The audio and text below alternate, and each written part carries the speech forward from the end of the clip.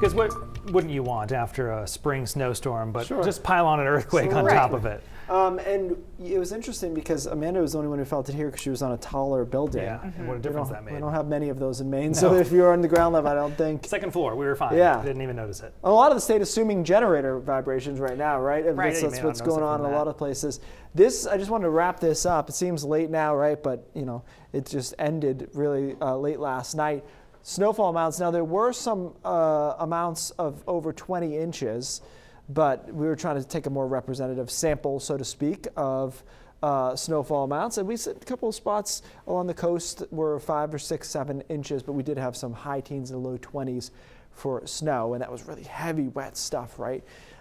We still have some rain and snow showers out there. These look worse on radar than they've tended to be. They've tended to be light, and we really haven't been able to accumulate any snow as temperatures have been too warm. That's the case across northern Maine as well, 34 in Holton. You could get that done if it was really snowing hard, but it doesn't look all that heavy at this point. That low is still around. It took a kind of a loop-de-loop and went over Cape Cod, Massachusetts, into the Gulf, and then back around. This is where it's going to settle here the rest of today, tonight, and then start slowly moving away tomorrow, but it's going to take a little while to do so. So now it's kind of turned into just an annoying upper level low, which we tend to get in the spring quite a bit, where there's a lot of showers, a lot of clouds around, nothing all that substantial. Tonight, though, because temperatures do drop down to freezing in quite a few spots, could see a quick coating to up to a ½ inch of total accumulation as it just gets cold enough for these snow showers to matter. Tomorrow, I think we'll see fewer of those showers around, but there'll be more hugging the coast, certainly fewer of them into the mountains and northern Maine.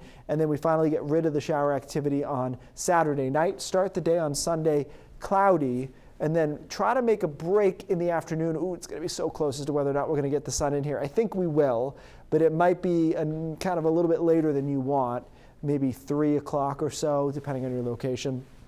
So like 3 to 7 is nice, but at least we can say that because the sun sets late enough.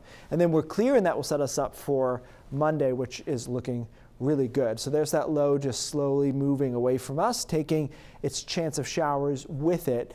Again, we're dealing with clouds the first half of Sunday, should be able to clear out. Monday, Tuesday, Wednesday, all look good. And what an interesting path for the eclipse versus the cloud cover. It's pretty much cloudy everywhere, at least within reason, until you get into Maine and northern New Hampshire, and maybe Burlington, Vermont to the Northeast Kingdom will be able to pull it off. But we got really lucky here.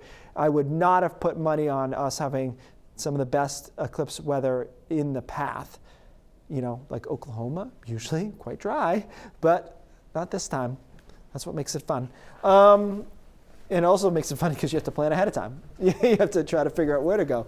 But it's going to be nice there. Tuesday as well. Looks good on Wednesday. It gets kind of rainy late next week. I don't have any concerns of that being much else but just straight rain with temperatures in the mid-50s. You would think, statistically as well, that was our last major storm system, especially in a winter that we couldn't conjure up any of them. Yeah. So that might have been it. Yeah. I don't think anybody will complain if we No, just move I on think to we're spring okay. now. I We're think good. we're okay. All right, Keith, thank you.